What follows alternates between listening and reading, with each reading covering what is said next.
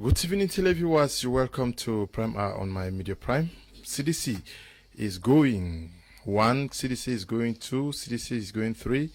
We do not know how many times we have to make this call for the situation of CDC to be turned around by those who have competence and capacity to make things happen for the CDC. We are going to be looking at what is happening with the agro giant in Cameroon, second employer after Cameroon government. Things have not been working well, especially after the advent of the ongoing Anglophone crisis. But already there were signs, distress calls that were already emanating from the CDC even before this crisis. But the situation is seemingly not getting better. We find out why with our panelists who already are in the house. Good evening, televiewers.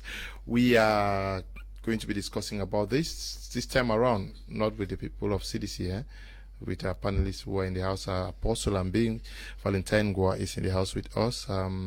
He is our consultant. Good evening and welcome. Good evening, Mr. Leo. Good evening, my co-panelists. Good evening, Cameroonians and the suffering masses who've lost their jobs as a result of the downturn on the CDC, the Cameroon Development Corporation, and we believe by the grace of God today we're going to be calling the government's attention to that second highest employer after the government. Okay, equally with us is Tamai Jarvis, who is sitting in for Dr. John Ako, who just wrote to us now that he has an emergency to attend to, so he may not be joining us in the course of our discussions this evening. Welcome. Good evening, Leo. Good evening to the Bishop of Boya. Good evening to the President Bia. Good evening to Nijon Fungi. Good evening to Maurice Kamto, Senior Barrister Ashu, Prince Ekoso. And good evening to all the political stakeholders in Cameroon and the businessmen and women who are struggling despite the conflict in northern, southwest, and the internal wrangling in all the other cities. Once a good evening to them. Courage, brothers and sisters, do not stumble. Also with us is Ba Akwenadze. She is one of the vice presidents of the CPR and party led by Cabral Alibi, in charge of women of the diaspora. Good evening and welcome. Good evening, Mr. Kom. Good evening to my co-panelists. Good evening to all the televiewers of Prime TV. Good evening to all Cameroonians. And I want to send a special greetings to all the women. You know, we are moving towards the Women's Day that was suspended due to the COVID-19. But I want to tell all the women that despite the suspension of manifestation due to the COVID-19, women can still create an impact. And I want to tell them that COVID-19 in Cameroon is a reality. It's not a sham. It's not a scam. So we need to protect ourselves and protect our loved ones if we want to stay alive. Thank you. Okay. We are going to start with you, Apostle and B. Valentine Ngwa. Can we understand the fact that distress calls have been coming out of Limbe for so long now? Seemingly nothing is happening. How do we understand? Mr. Leo, we've been singing this song on this particular channel for quite a long time now. And I think there are some very fundamental truths we have to tell the government of this country to understand about the CDC. You cannot jeopardize the destiny of almost about 22,000 Cameroonians, because CDC empowers or employs at least 22,000 Cameroonians, and CDC runs a capital of 317 billion, 718 million francs CFA. That's a huge amount of money that is affecting the economy and the per capita income of the country. And because of the Anglophone crisis, CDC has been greatly hit. And since then, everything seems to be crumbling and going down every day, and the government keeps quiet. My worry is the other corporations in the country where they keep pumping money, like Camer and other organizations in the country. Why is it that they are neglecting CDC? Are they trying to give us the impression that because it is practically based in the English-speaking region of the country, that's why it's not considered? Secondly, Sonara is also based in the English-speaking of the country. It has gone down, but plans are underway to see how to reconstruct Sonara. I wish to ask if the idea of CDC as a whole is an Anglophone thing or it's a national thing, because to the best of my understanding, I have visited CDC in Limbe. You have a lot of people from the west, people from the central region who are working in the CDC and earn their livelihood from the CDC. And if the government is adamant and very, very negligent as far as CDC is concerned, then there is something we are yet to discover as far as the whole scenario of CDC is concerned.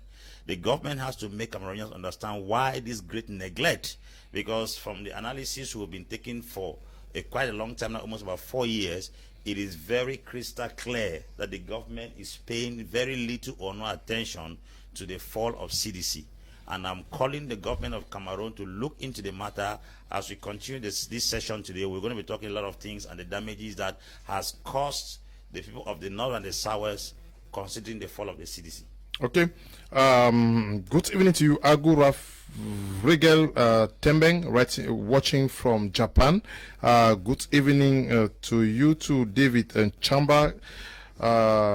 Amos Nui watching from Bambili. God bless you guys. God bless you too. Mohammed Baba watching from Atlanta, Georgia, USA. And to you, Anunkafu. Good evening to all of you. Can we also, do you have an understanding of why CDC, as we speak, is still under very, very difficult situation? I see it more of a kind of coup d'etat in the economic perspective, with some businessmen in different localities who offer a similar product or do similar thing that CDC is doing, wanting to use it as an opportunity to invest or to, build a brand in different localities and different regions, because you will not explain that as Senior Apostle rightly put it, looking at the number of people CDC employs, looking at the fact that CDC is apolitical, is non-partisan, looking at the fact that CDC contributes to the GDP of Cameroon substantially, looking at the fact that it runs a good amount of budget and developmental plans within the country, and that before the conflict, I want us to get this clear, CDC started limping and crawling before the armed conflict. So people should not just feel like it's just the armed conflict that CDC is limping and crawling. When we see concerted effort of not getting support to CDC as far as the war between the war period from 2016, 2017, 2018, 2019, 2020, and 2021, one is tempted to say that maybe because some other parastatals who offers the same situation or similar product in different French regions, because they exist, that's why effort is not being put in, and internal wranglings within the government sector to ensure that these people with vested interests do their production. But my simple conclusion, or where I came to conclude, is that it is simply because CDC is an Anglophone thing, and it's located in an Anglophone region, and because there is a conflict now going on in the Anglophone region, they say, since people want to fight the conflict, maybe people stay. But we forget to understand that it is not an Anglophone company. It is a Cameroon company, and it's not just a Cameroon company, but it portrays the image of the nation from the agricultural perspective. Mr. Luo, let's have a bit of mathematics looking at how the economy is being affected by CDC. Apostle puts it 22,000 plus. Now, it's a triple effect. These 22,000 plus, they have families. It's like a family tree. There are families that they feed, and these families have families and families and families. Now, if you deprive of these 22,000 of their resources, by default, you are depriving the 22 million Cameroonians of the easy flow of income and stability in terms of the economic perspective. So, this is what the government needs to do. The government, in its part, need to forget about Cameco that is creeping. In fact, Cameco and other parastatals that do not offer a great amount of employment to Cameroonians. I'm not saying that Cameco is not important. It is important. But look at the services that CDC provides. CDC does not only provide services for food. CDC employed, CDC carry developmental projects. There are areas where we have CDC schools, there are areas where we have CDC electricity, there are areas where we have CDC CAM, and it serves as a habitat, it provides shelter for others. So if you look at a great amount of services that CDC provide, why investment is not being done in CDC? It's simply because they feel like it's an Anglophone thing and it should not be catered for. My view for this is that if the government claims we are for national unity and integration, CDC should be used as an example to send a strong message that we are not neglecting CDC, but rather want to prove that we are investing in CDC. Mr. Do, let's look at Tico. From Tico, how many of those people in Tico have been paid? but they keep working. They keep working. And even as far as the country is concerned, billions are being pumped into Cameroon. Billions are being pumped into other parastatals. People keep embezzling. The amount of money that the Cameroon government wants to use to the other stadiums that I hear they want to borrow, they should just take that money and borrow to CDC. Send that money to CDC. CDC should use that money and give back to the government after 5 years. You will see that it is a budget that is going to boost the economy of Cameroon and employ more people. But when you want to take that amount and give to construct a stadium which an amount was previously allocated to that stadium and it was not constructed. So take that money, borrow to CDC, lend that money to CDC without interest. Give CDC that money without interest. Say, okay, take this money and focus on where you think you can do your production more. So let's have a development. So to me, they are looking at it for more of an Anglophone company. That's why it is creeping and crawling. Okay, do you understand what is happening? As a political party, have you people made efforts to diagnose why it is not working for the CDC? Well, Mr. Combe, CDC, as the name stands, it is Cameroon Development Corporation. It means it is for all Cameroonians, despite where it is based. So this company was created in 1947, and it has yielded a lot of fruits. It has helped boost the economy of Cameroon. It has employed over 22,000 and plus Cameroonians. In the statistics, it shows that CDC constantly pours out 500 million every month to make sure that the economy of the Southwest region is being boosted. But now we understand that this company that has helped a lot of Cameroonians, that has employed a lot of Cameroonians, that fits a lot of Cameroonians, is going to, it's moving towards the end. And the question is, why is it that the government is still silent? Why? The government was able to tell the CDC not to send some employees home, and they were able to inject 4.1 billion to be able to pay some of these employees. But it was not enough. This is just a minute amount to be able to help the CDC. And I think that in the CPNR we are working, and we think that we are on the parliamentary, we are going to debate on this, and I have spoken to my president to be able to bring this to the table so that they can talk to see how they develop this company that has helped a lot of Cameroonians. And Mr. Leo, let me tell you, this company it is a state-owned company. It is owned by the state, and the state has to ensure that this company is continuous running normally.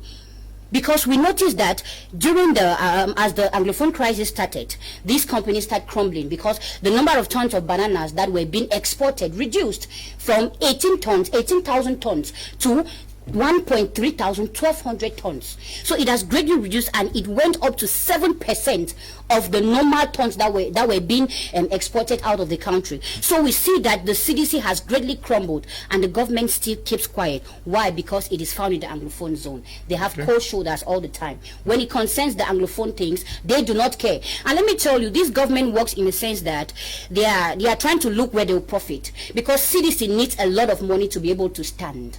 Yet they were able to inject 55 billion to be able to build a stadium that is not at a pressing need for now, because that stadium is not at a pressing need for now. We have to host we have to host, but the CAF team, the FIFA team said, if we are ready with that field, we are going to use it. So it's not a pressing need. It must not be finished now. Cameroonians need job. They need to feed. We have children that need to be schooled. So these are very important issues that the Cameroon government were supposed to table out. But they keep giving out money to things that are not important and that are not really at a pressing need in Cameroon. So I think that the Cameroon government should reschedule the way they work. They should put the interests of all Cameroonians. They should look forward to see that they love their population rather than trying to fight and see where they are going to have their personal gains, for me. Okay, Mr. Mungwa is in the studio with us. You are a militant of the CPM party. Yes, but do you also think that if care is not taken, CDC may also join the list of companies that are said to have died in the west of the Mungo when people start talking of the Produce Marketing Board, Powercam, all of that? WADA is should the government not really take extra care with the CDC so that people not conclude that seemingly there is a plot to get this giant in agriculture in Cameroon out of the scene? Yeah, thank you very much, Mr. Combe. and I'm wishing good evening to all my fellow co-panelists, televiewers, telespectators, and the entire government, and most especially the PM of the Republic, Mr. John Gute, Dr. John Gute, which I know actually he is one of those pivot of Cameroonians who is out to make sure there's equity at all levels, irrespective of rank. Regional balance is a core ideology for him, as I know. I would apologize here to fellow Cameroonians that I'm not standing here on behalf of the ruling party as such. This is a call for all Cameroonians to the government. It is not something we are supposed to take the party banner which we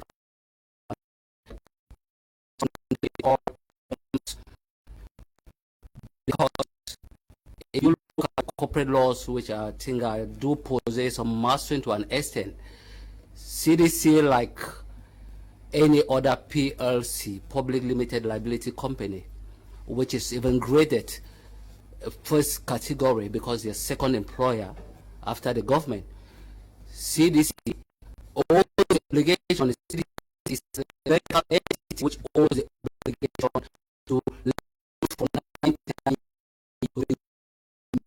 CDC will take care of CDC to survive and return, survive and sustain the employees of that company. So if today I see CDC is crumbling,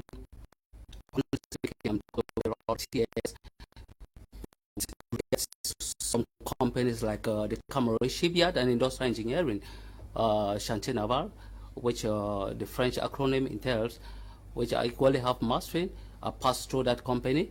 And today, when I see about the management of that company, it's actually not welcoming and it's not acceptable. I'm equally calling on the government and top management to see into the plight of this company, most especially CDC and the Cameroon shipyard and industrial engineering. These are the two companies which I know has been boasting MINFI, that is Ministry of Finance. They have been capable of suspending when the government is going on the grievances. They can't meet up with the payroll of the civil servants. This is the company the Cameroon government leans onto to be able to sustain the payments of public servants. And it's not what mentioned here. We find CDC is being neglected. Honestly speaking, when we look at most of the key positions, irrespective of the fact that the GM of CDC and some few managers comes from the Anglophone regions, but you look at other managers, majority of the managers who come from who possess positions are francophones, which I know they actually eating and grow fat from this company. Yeah, but the problem is we want CDC to survive. Yes, we want CDC to revive. Good, but then so far I don't see how you pretend you have a child and you want a child to become a minister tomorrow and you're not taking care of that child. It's practically impossible. That's what I'm talking about here. Okay. CDC needs to be taken care of. Good evening to you, Anun Kafu, and to you, DJ Basilta, who are watching from Germany. Kinge Bella, good evening, Mr. Kum, watching from the United Arab Emirates, and to you, Koge. Eriku Njumbus, watching from Bawoum in Bafut, good evening to you.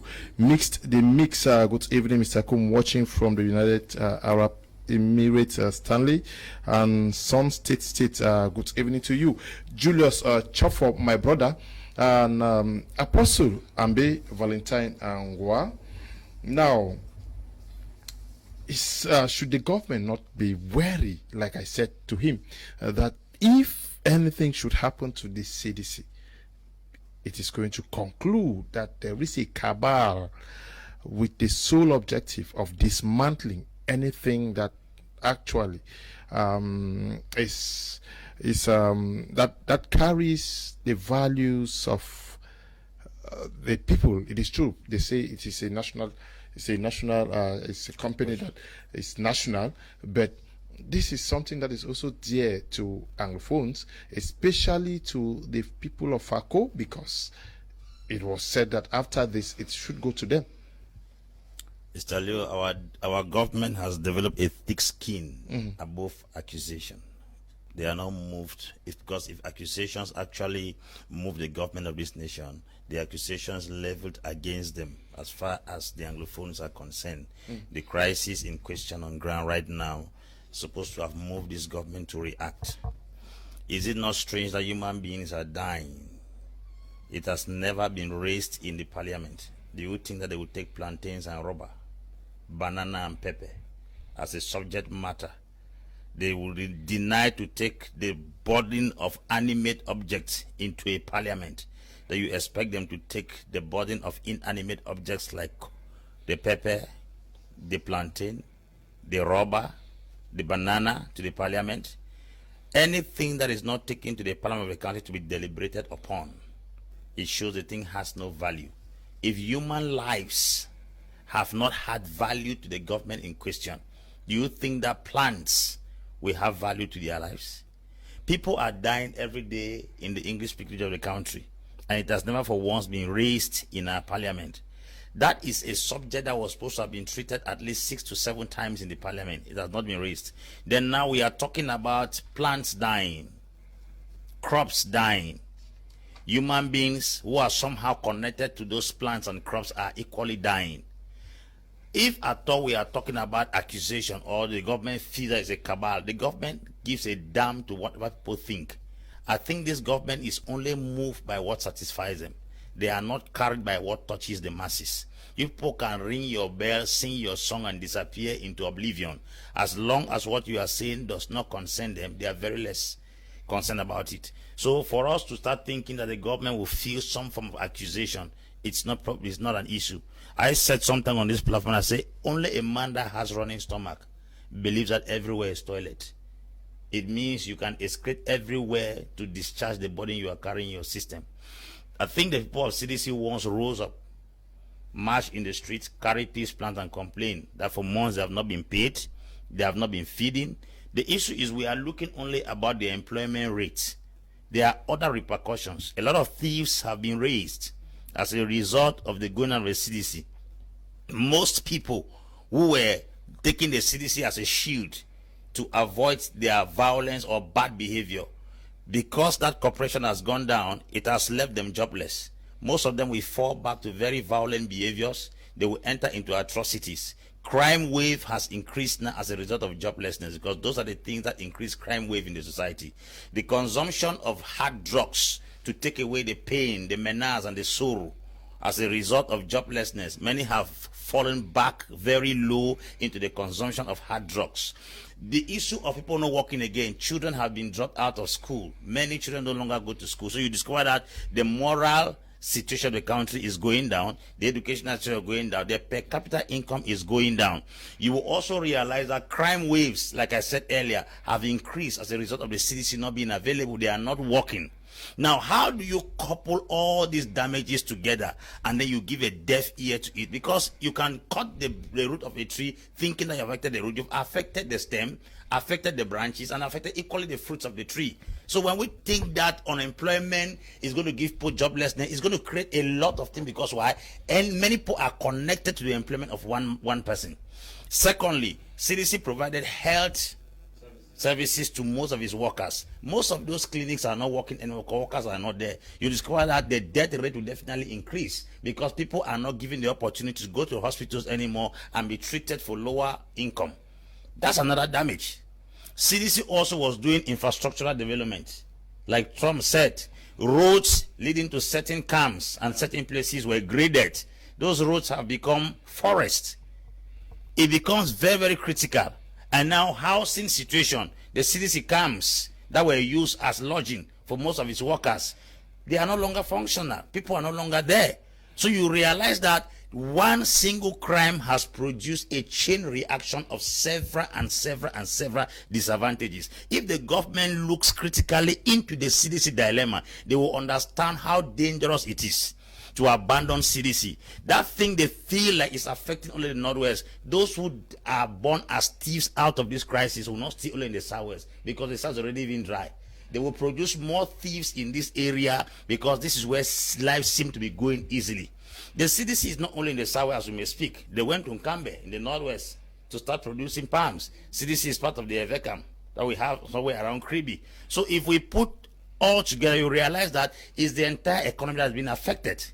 A lot of parents sponsor their children. Some of us sit there, we are products of CDC salary. My father worked in the CDC. That was where they were able to raise money to send me to school.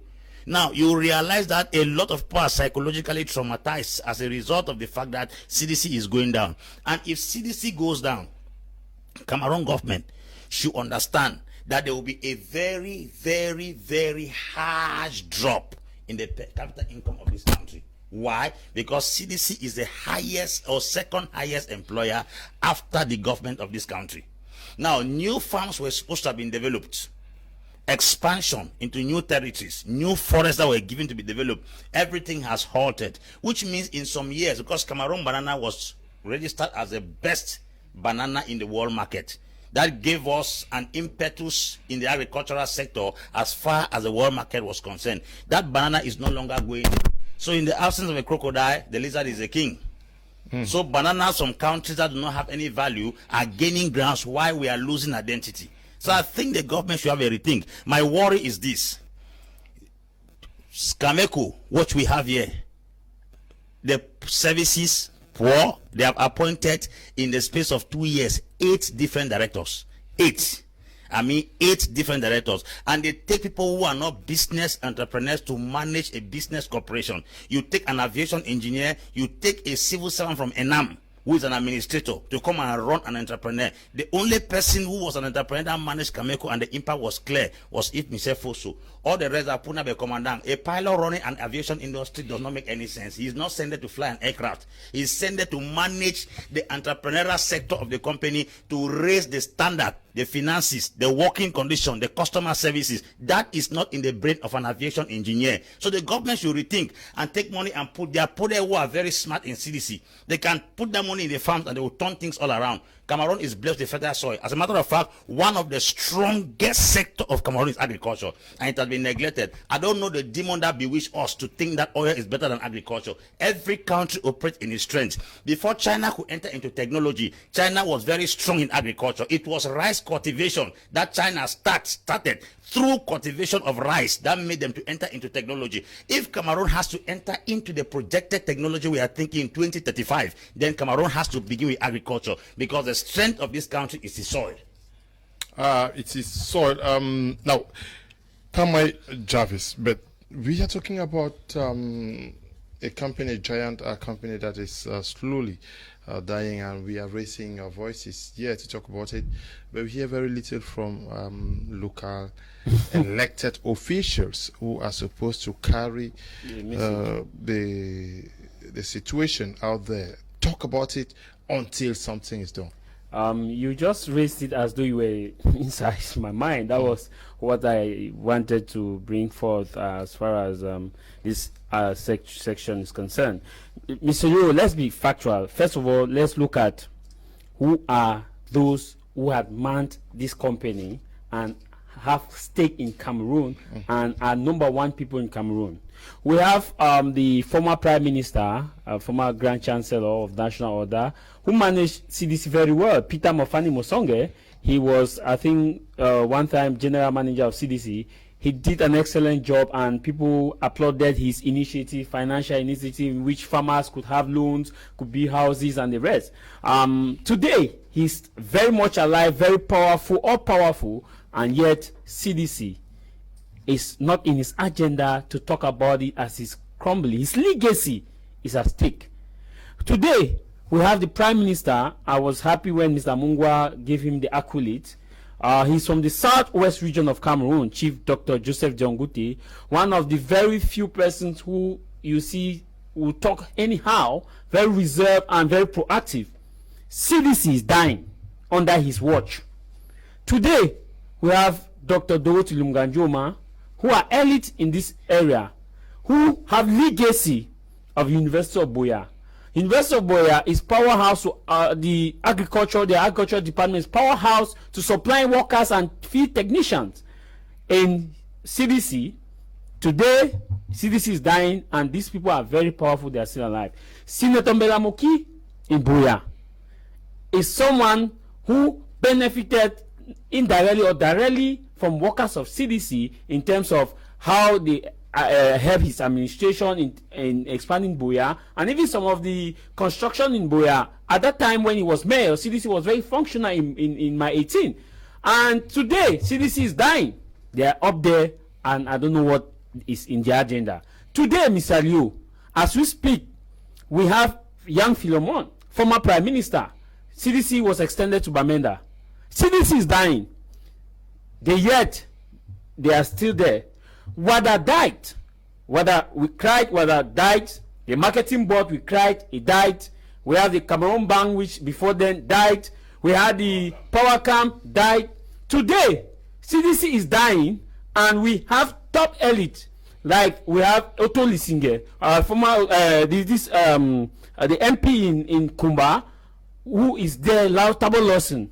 CDC is dying. Nobody is saying anything. We have seen concerted effort of elites coming together to say no to this, no to that, but we have not seen that on CDC.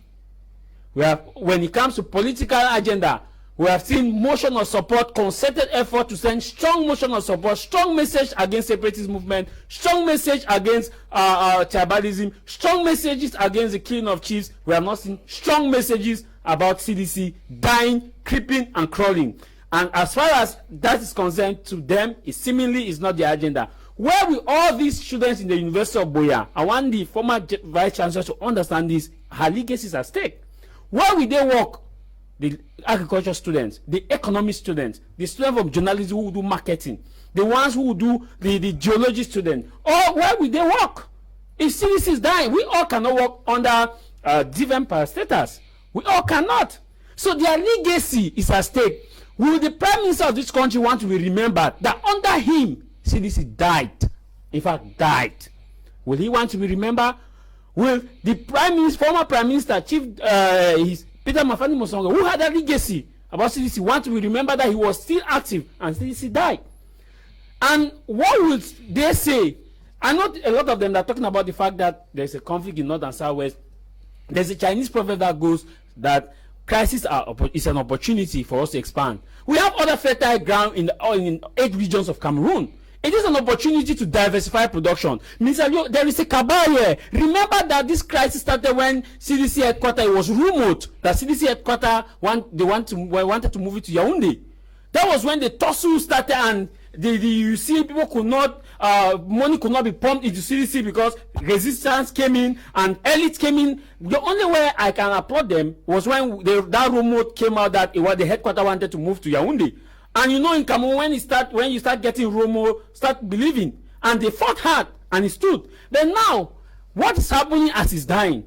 I want all these MPs, all the same persons who have called their name to understand that we believe in them, we trust them, and we know that when they stand, CDC can stand. When they stay quiet, CDC will die. It is their legacy, whether we like it or not. Dorothy Lunganjoma, professor, will stand and proud that I was in UB, University of Buea, and there are people who are working in CDC who graduated from University of Buea, and because of that, the economy is growing. And the same thing that will apply to former Prime Minister Peter Mafani Mosonge. His legacy is at stake. Mr. Yo, that cabal needs to be dismantled until these people come up as one voice. I'm expecting that as we speak, they should hold an emergency meeting of the Southwest, Northwest elite, Anglophone elite, and say, let us sit and restructure and see what is happening in CDC, and even visit the general manager of CDC and ask him what are the urgent needs. They are supposed to even do humanitarian services to the workers that are not being paid. Come together as elite, rally money, and give this same person, distribute rights to this person. Let's look for while we look for a long-term solution, there's a short-term solution. Okay, Nadia, do you think there are persons there could be a cabal in Yaoundé that may be blocking moves at getting the CDC out of its current situation? Well, Mr. Com, you know, one of the problems that erupted to the Anglophone crisis was to the fact that the Anglophones complained that they have natural resources, but they do not benefit from it. That most of the great officials that handle their companies, like the Sonara, the CDC, are from the French-speaking zones. No, but the CDC has always been manned by... it has been managed, but now who is managing the CDC? No, it's a son from Boya, eh? Yes, Mr. Com is a son from Boya, but he receives commandment. Even the board chair is from the Southwest region. Of course, but he receives commandment from who? From Yaoundé. Commandment comes from Yaoundé. It means he's from the regime. Let me tell you, Mr. Kum, you can never head an important post in this country when you are not from the regime. That's the truth. And let me tell you, one of the problems that erupted to this Anglophone crisis was to the fact that the Anglophones complained that they have natural resources, but they do not benefit from it enough.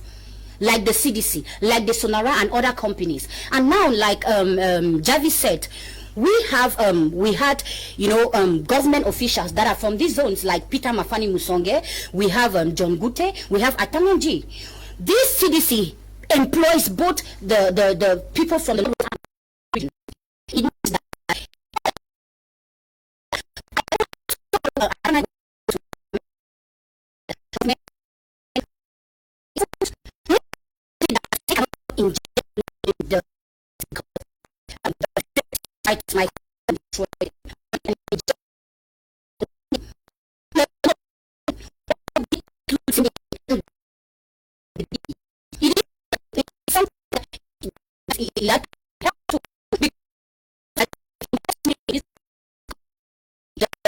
my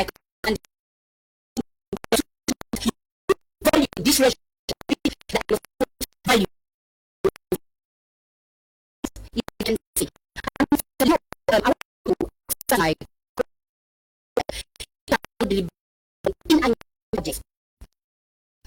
Cameroon government because they look around. President signed $54 billion. She injected in a field that is not of a pressing necessity to us, which is inanimate. It is an inanimate thing too. And now too, they are talking about the Kamer, they are fighting. It means what? They do not give value to human lives, but they give value to inanimate objects that can bring them benefits, that can fill their pockets, that can, you know, bring them to an extent. Let me tell you, Mr. Liu, you know, this Anglophone crisis has, you know, made the Anglophones being aware that this is our legacy. And if they inject money into this, maybe the Anglophones might rise up and say, this is our legacy. We need to take control over it. And I think the government is afraid of that. So they do not want to inject their money. Is it controlled by Anglophones? It is controlled by Anglophones, but the commandment comes from Yaoundé. That's the truth.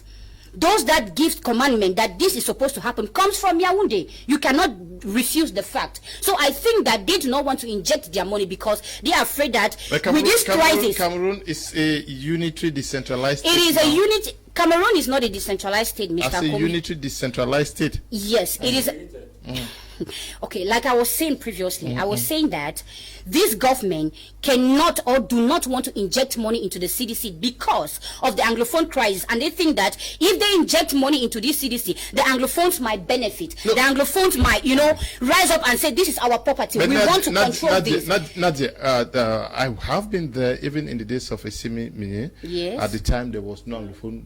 CDC already had been a meeting, distress. It has been creeping and crawling, but we can see from statistics that says that in the previous years, before the Anglophone crisis started, they were proud of exporting 18,000 tons of banana. Yeah, but in 2000, it was in difficulties, but it has greatly reduced. It has greatly affected. It is because the Anglophone crisis came to existence. So it has greatly affected. It has crumbled. CDC is indebted with 32 billion. Yeah, but why? Yeah, but we are because of the Anglophone crisis, and the government was able to inject only 4.1 billion to pay the workers. It is not enough, but they can inject huge sum of money to other companies that are in the francophone zone. Akwen, do you also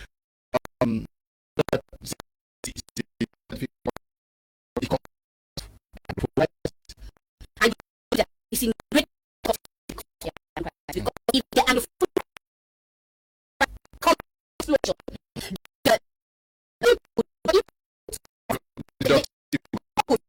of the CDC will reduce. I think it is reduced because they see any and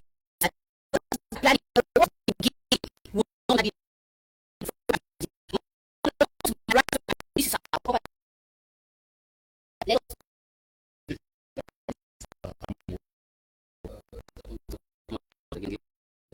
There's a lot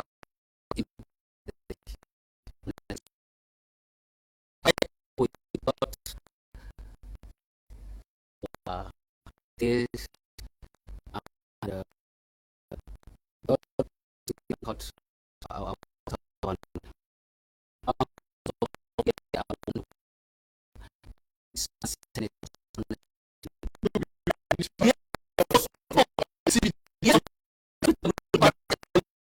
yes, only MPs and the senators, those are my representatives and the national level. They are here by their as a primordial factor. They are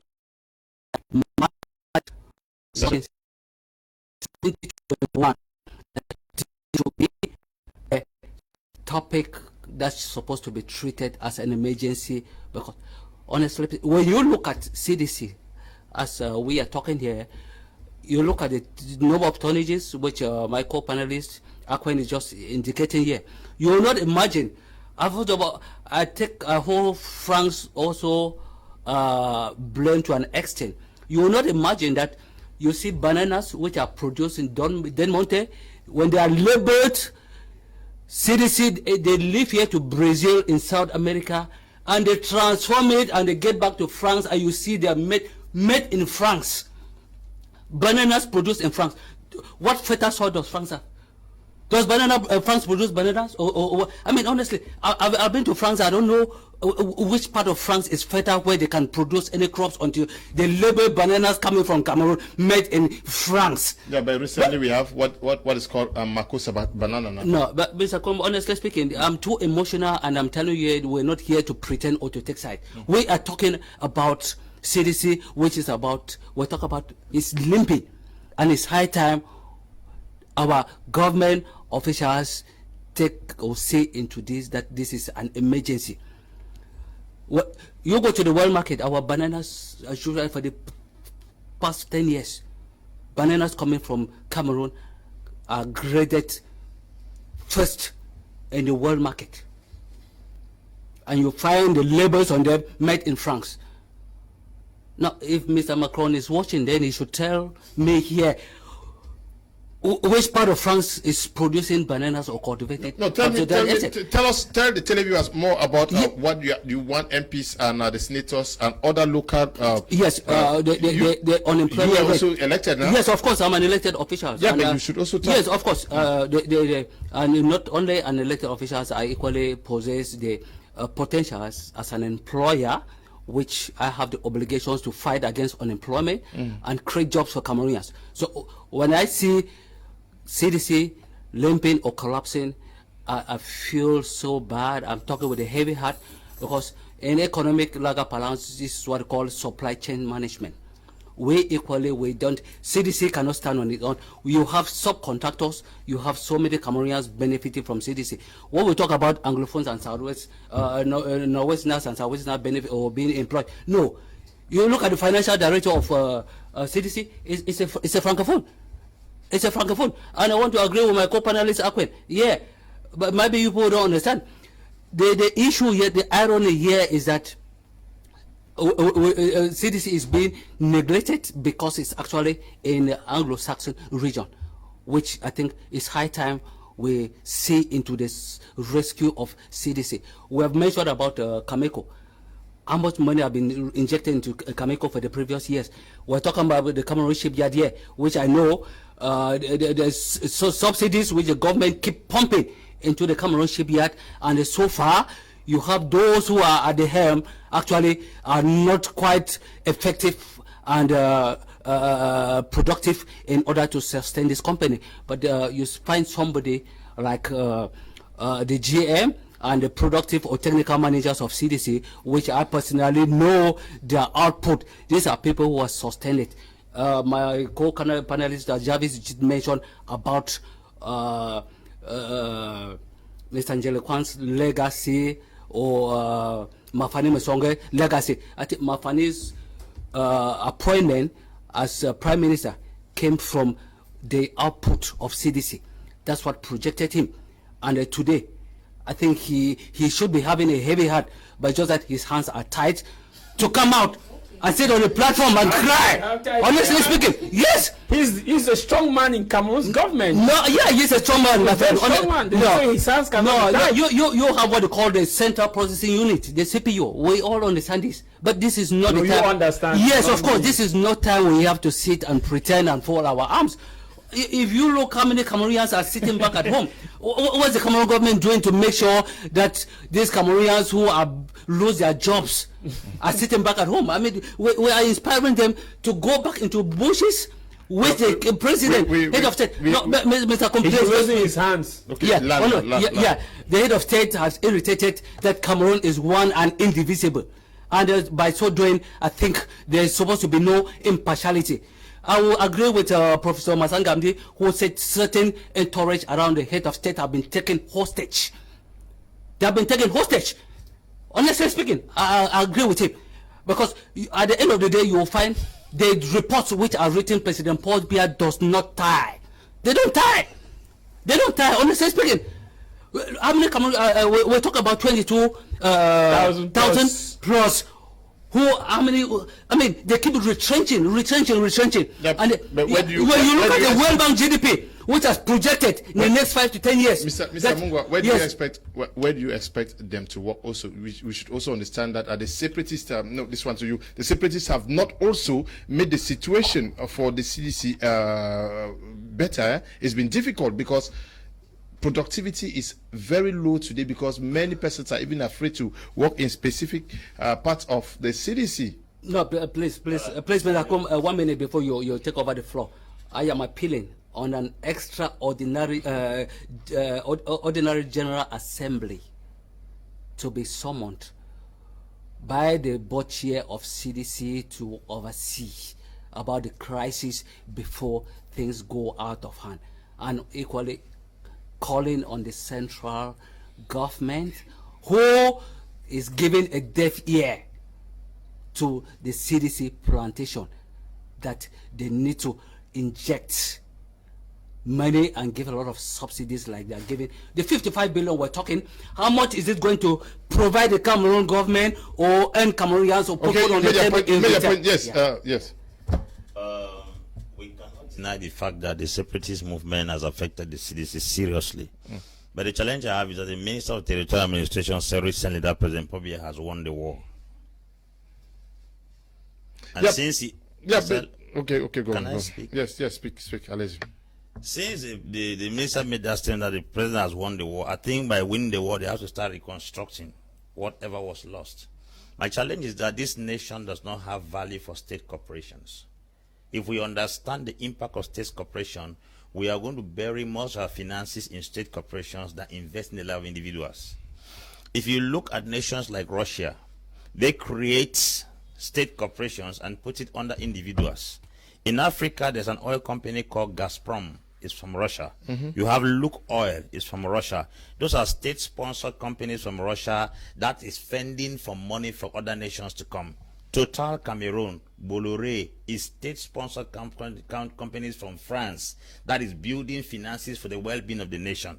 When we start aligning our own state corporations that feed the masses, that employs the masses, that reduces juvenile delinquency, That brings down crime because unemployment, whether we like it or not, is one of the fundamental reasons why there is high crime waves in some countries. When people become jobless, as the proverbial saying goes, an idle mind is a devil's workshop. If the government does not start placing value in investing in state corporation, we are going to suffer in Africa and suffer in Cameroon.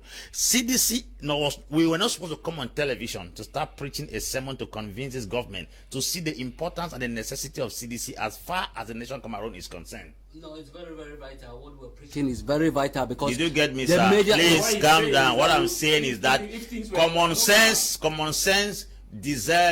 warrants them to sit and think that we are not supposed to come and be preaching a sermon to convince. They are supposed to know how dangerous it is for CDC to crumble. That's what I'm talking about. You know, one of the things that is killing most African countries is that they believe in the wrong things. They believe in the wrong things. For Cameroon to ever think that they can become prosperous through oil is an error of maximal proportion. Every country has its strengths. The climatic condition and the soil of this country has been rated as one of the best soils in the world, not in Africa. And this issue of we trying to focus on something that we don't even have strength in is a serious problem. If Angola is counting on oil, and then Niger is counting on uranium, and then Botswana is counting on diamond, Cameroon should boast of the soil. It's just that we have competitive advantage and absolute edge. That's what I'm talking about. Oh, yeah. And if you don't know how to play to your strength, you'll be a laughing stock. We should not brag about oil. Cameroon has no oil as compared to Angola. We don't brag about uranium. We don't have uranium as compared to Niger. We should not brag about diamond. We don't have diamond as compared to Botswana. What Cameroon is known for distinction in years past, in the days of Ahijo till date, has been its soil. And if we don't lay emphasis in investing where our strength is, we are going to be rigmaroling with the economy. Look at Uganda. Uganda discovered oil very recently. And I'm going to make you understand that this mentality that oil has the highest source of income is a big lie. China does not have oil. China's strength was rice. Not even the kind of numerous crops we produce in Africa here. So if Cameroon does not actually understand the value of its strength and allow a corporation like CDC, which is operating from the angle of its strength to crumble, then I don't think the authorities in place understand where their strength is. All of us seated on this platform, everybody has a uniqueness. And in that uniqueness is where you beat others. And if you don't know that uniqueness and invest in it more, you try to place strength in another person's strength, you'll be defeated. You cannot be born an original, you die a photocopy. You don't live number two where you're supposed to be number one. Cameroon in Africa and the world is a force to reckon when it comes to agriculture. Now, the lone corporation in Cameroon that drives the agricultural sector in terms of banana, in terms of cocoa, in terms of rubber, in terms of palms, is being shaken. It is not supposed to be a panel discussion to try and convince the government the necessity of investing. It's just like trying to tell the people from Greece that they should invest in Pomme de France. That's their only strength. That's what grows in Greece, and that's their major export. So you are telling the Israelites to invest in horticulture and tomato market gardening. Their strength in the desert is agriculture, and Israel export highest tomato and flowers in the world. So you don't tell somebody to play to his strength. He must automatically know where his strength is. So for us to come on television and be telling and encouraging government to pump money in CDC, and then they are pumping money in air. Ethiopia does not have good soil. That's why they are investing in the air. They have 100 aircraft. How many aircraft do we have? How many aircraft? Rwanda came recently in the aerospace business. They have had 18 aircraft recently. Their strength is what? Their strength is not in the air. I think we should understand where our strength is. Cameroon should know where its strength is. Our strength is in agriculture. In the days of when we have all the cooperative societies in Cameroon, you see parents are the one that determine the price of cocoa and coffee and the rest. Since this regime came and began closing down all those cooperative societies, parents have not been able to even enjoy in the same production of cocoa and coffee they were producing at first. So I think this idea of us understanding the essence and the importance of state cooperation should be taught and properly, imbibed into the very minds of Cameroonians. You don't tell a Russian man what is the importance of gas. He knows his strength. Russia controls gas in the whole of Europe. Who controls Africa and agriculture? Cameroon. There's no fertile nation in this continent more than Cameroon. None. So we are not making use of our soil. Good evening to you, Terence Nebangu, watching from America, and to you, Anu Onkafu Song N. Derrick says greetings to the panel. Good evening to you too. And to you, Anita Eno says, why not bail out by the government if CDC was falling before the war? The bias to the Southwest and Northwest Corporation besides Sonara. Osha Blink Baby, good evening to you. Mohammed Baba from Georgia, good evening to you. Bisong Abang, Tiko Mamfe, good evening to you. Bill Mark Stone, good evening to you. Edimo Joseph, good evening to you. And to you, Arnold Schwartz, good evening to you. Nju Nyonga, Rob Mbato, you say in Jungong, Robert in the UK, good evening to you. Christopher Batu Mani, good evening to you. Fufeng Bruno Zakaria Ashum, good evening to you. David and Chamba, Christopher Batu Mani, good evening to you. Tita Julius, and to you. King Mbila, JF Faith Temba Nick, good evening to you. JB Webster, and to you, Cliff Dayang, and Kai Kum, good evening to you. Bama Benis, and to you, Agu Rugel Tembeng, Elvis Fomukon, good evening to all of you guys, and to you, Ta Russo, and to everybody watching on social media. I want to take time to really greet all of you today. Now, let's look at the CDC and political parties. Is this not also a subject that political parties should take up as an agenda instead of talking about Paul Biya from morning to night? Say we want the CDC alive. Is this not a topic that political parties should take up?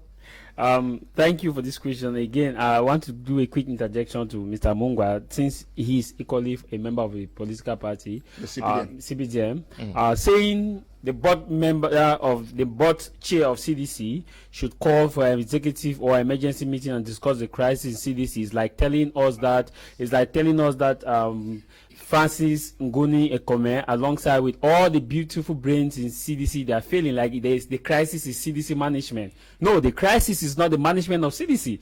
So if you are saying that you call the board chair, call a meeting and talk about the crisis, if you are selling a message that it's like a crisis, they are not managing the company well. No, Ngoni Kmer and all the beautiful men and women who have been working in CDC, I think they are the best as far as this is concerned.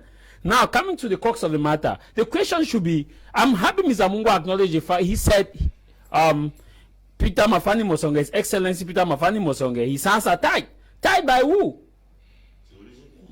Tied by who? He is a member of the Central Committee of CPDM. And all the people I called a while ago are members of CPDM. SDF is the stronghold of SDF is the North and Southwest region. SDF has a stronghold in Boya. What are they doing? The same thing with the various political parties. The worst is the CPDM, the ruling party that controls this area. We saw in the just ended municipal elections, parliamentary elections, we saw in the presidential election how CPDM secured a good number of votes in this area. I want to applaud them. They did very well. It therefore means that they have a greater role than any other political party in the sustainability, maintenance, progress, growth, and development of Cameroon Development Corporation as far as it's creeping and crawling. So if CDC is falling, by that default, we should hold CPDM responsible because these same persons voted massively. In fact, it gave them massive turnout during the parliamentary, legislative, and municipal election, except they want to tell us that it was otherwise, which they should tell us that. The same thing we should expect from the SDF MPs. SDF MPs, instead of signing petition that they should deport a lot of people, asylum seekers abroad, these same SDF MPs should sign a petition and question why CDC is creeping and crawling, and the same government is standing by and watching it. So, to me, Mr. Leo, the problem now is Mr. Mungwa should go after this panel and tell his same CPDM legislators, those whom we massively voted for them in Southwest and Northwest region, that we who voted for them massively, we are massively telling them that CDC is massively failing, that they should massively take our vote and discuss this issue so that CDC should not massively fail. And I want Mr. Munga to understand that the problem is not the management of CDC. The problem, it is the extended factor which he acknowledged, that the hands are tied. Who tied it? Now, their Prime Minister is our son and from the Southwest region. We all see how right motion to support the people of Fako East, Meme West, this center, Fako North, that. Even in Moyoka, where we have rubber plantations of CDC, Moyoka voted massively. Look at the vote. So in Moyoka voted massively for CDC. It means that there were people, and there are people who are living in that area who are unemployed, and they voted because they wanted that whoever is representing them should take that message and say that CDC is creeping and crawling. Mr. Joe, even at this level, let's say their hands are tied. Are their hands tied to carry out humanitarian gestures to support those who are working for CDC and don't have food to eat, who are not being paid? Mr. Joe, I feel pain sometimes when I stay for 4 days when my salary has not been paid. Not to talk of someone who have been for 1 year, 2 years, 3 years, and has a child sent to school, has a child to feed, and has a wife at home, and is possibly renting, and has a landlord to face, and this same person, you can just imagine the triple effect. Now, what the elite should do, what I expect these political parties to do, they should do coup de coeur, financial coup de coeur, and say that, okay, let's rally certain amount of money and even visit. No, we've seen political parties are calling for manifestations for particular issues. But not on humanitarian. But why are you not calling on them to call for manifestations to save CDC? I have just said it. I said it here that we've seen motion of support. We've seen the rallying issues talking about no to separatist movement. No, not just for the CPDM. I'm talking about across the board. No, I talked about SDF. Recently, we know that the MRC was gathering people to manifest for. I talked about SDF. I talked about the fact that SDF should take that lead because SDF is a stronghold of SU. We are looking at whoever the stronghold of two political parties is CPDM and SDF. CRM is struggling to get its in Northwest and Southwest region. The same thing, since it's a Cameroon issue, let them come in. It's not just an issue. MPs, they say MPs have said MPs for the nation now. Lambert NJPC, good evening to you and to you, Ayang Miranda. Arnold Schwartz, good evening to you, Ekoge, Kenneth and Jack. Good evening to all of you, great guys out there. Now, they say MPs are MPs for the nation. CDC is a national corporation, Cameroon, that is stake here. Have we heard enough from MPs from the Far region, from the South region, from the other regions to show that they are concerned about a possible collapse and dismantling of the CDC? Yes, Mr. Kakum, I love your question because MPs are elected and they say they are MPs for the nation. They are MPs for the nation. That's what we are told. The truth is, the MPs of Cameroon are just there to propose and they are not there to impose, because when they bring out a topic, they go on a vote.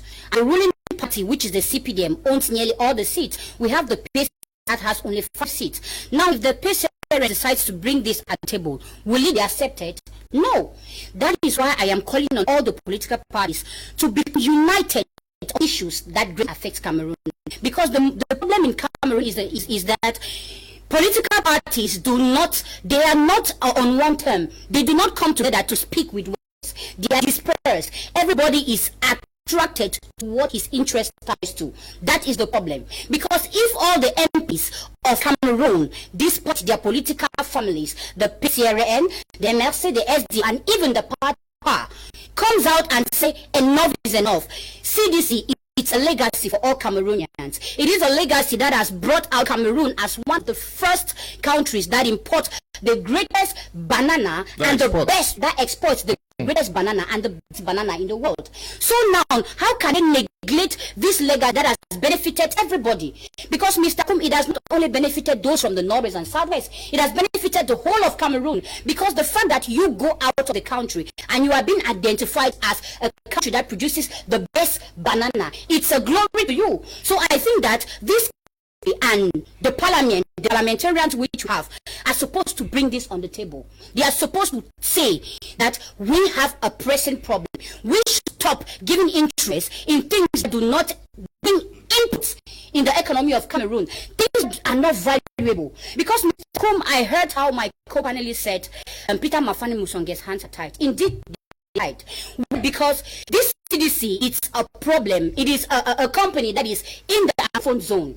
Now, if somebody as a humanitarian person gets up and say, I want to invest, I want to bring up, because we have students in Cameroon that are very rich, they might want to put money to be able to revive this company. Will the government accept? No. The government will deny. They will say you are trying to show, you're trying to measure your powers with this government. Because recently I decided to do a humanitarian work for the IDPs, and they will ask you to go and do una pesa declaration.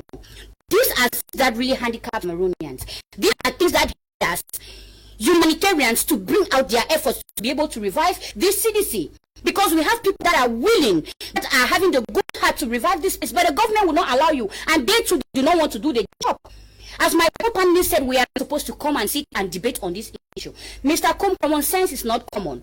This government always wants to be criticized before they do things correctly. If you not push them, they will not move. They are stagnant people. They always put the wrong people at the right place.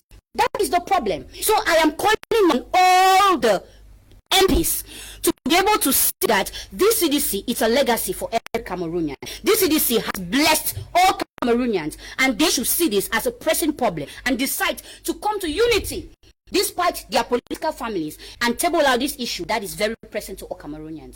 Mr. Mungwa, you've been taking down notes since. I don't know what you're writing, but I'm sure you agree with what Davis. I'm sure you. Yeah, of course, I totally agree. I've told you that I'm sitting here not to take sides, because I'm talking with a heavy heart. I'm so upset and pissed off. Some people are writing that with the management of what is happening in CDC. Honestly, you agree with me that there's a general repercussion which is affecting the whole world today. If you look scientifically and biologically, it is advisable in order to sustain or your lifespan, consume at least one banana a day. One banana a day. But today, our bananas which were being widely consumed are the best way of all the people rush to get. That's not the case.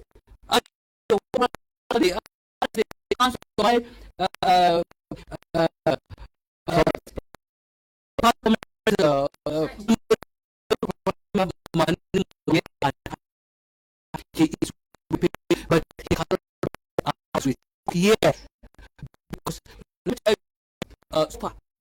the press and media is considered as the fourth power in every economy in the world, and so far your voice my media is there. My we our voices are being our grievances our worries into it. Gets back honestly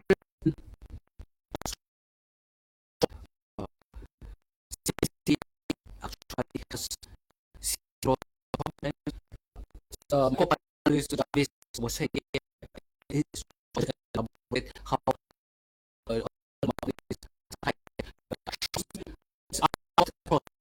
that the in power is one of the strongest facts which I know. Cares he has lost. He 5 he has and he is from his farms. So he doesn't care. I mean, the person he owns or the car is wearing today, he met someone there, and tomorrow, anytime he can allow it. And I trust that with his position and powers today, the possibility which have been given to him, he should oversee of government, and I know he is working on it. And not too long from now, I think CDC is going to get back its strength and go back to production, because you can imagine some of the workers of the CDC must have joined the guys in the bushes, the boys in the bushes. Who knows? Yes. Yeah, that is clear. You can't tell. Yes. But if the CDC actually was productive, and we know they were recruiting almost everywhere. We're talking about 30 billion francs CFA, which CDC makes as production income every month. But today, CDC is unable to produce or make a balance sheet of 1 billion francs CFA. Then what do you expect? Okay. What do we expect? Eno Agbo, writing from Germany. Nothing good can come from the CPDM regime. Okay, Valentine. That's his opinion. Valentine Agbo says, in an attempt to know why things are unfolding the way they are, with the state authorities and union leaders, particularly of the agricultural sector, the above document was generally established by both parties. Valentine Ata Agbo, the owners of the corporation called C have simply neglected it. That's why it's limping. Okay, Valentine Ata Agbo, good evening. Okay, we hope that when next we are talking on this, you should come on board. Mr. Iwan from St. Francis Kumba, CDC has done so much for this nation and beyond, yet it's undoubtedly neglected because the government is being the government. No, the panelists are knowing CDC by experience is the best form to feel. The prince watching this company fall to dust. I watch have see them severally as they claim electoral victory from this area. What else can I say? Good evening, Mr. Liu, and to the other panelists. Okay, good evening to you all. Cameroon has no interest in strengthening the CDC the same way she has no interest in whatever how to benefit the people of the Southwest and Northwest regions. They know deeply well that the people fight for restitution. Okay, and Prince Justice from Boya. Good evening to you, Prince Justice. So Akara says, good evening, dear panelists. The CDC is not the government of Cameroon that owns it. It's owned by the President of the Republic. Okay. Good evening to you guys. Pascal, are you watching from United Kingdom? Good evening to you. Good evening to you guys in the studio, Mr. Liu. My evening are always good when you are on board. I love your program. It's Elvis Brown, right from Shell, New Bell. Good evening to you, my brother.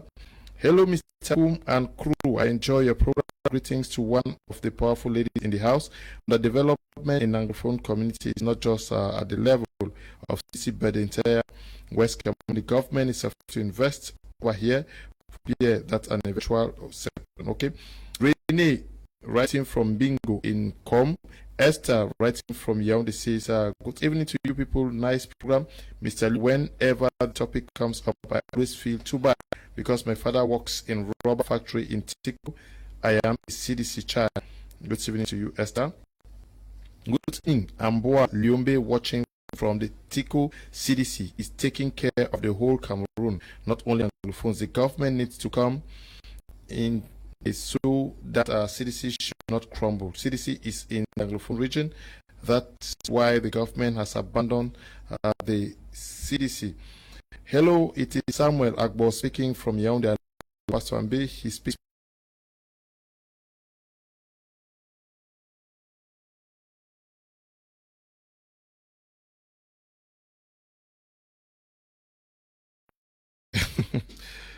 Okay, Felix says, Mr. Leo, good evening. The amount of money spent just for the Olympics team alone is enough to survive the CDC.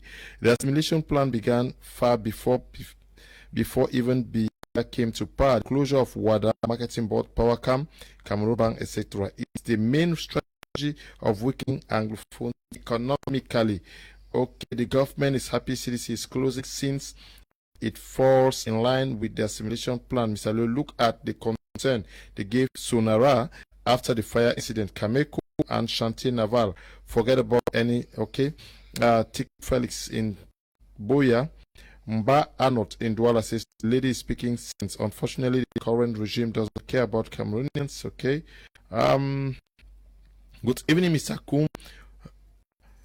Your panelists, if the so-called parliament or whatever is expected to act cannot act on what caused the CDC to crumble, they cannot pop to act revamping the CDC. Boni writing from Boya.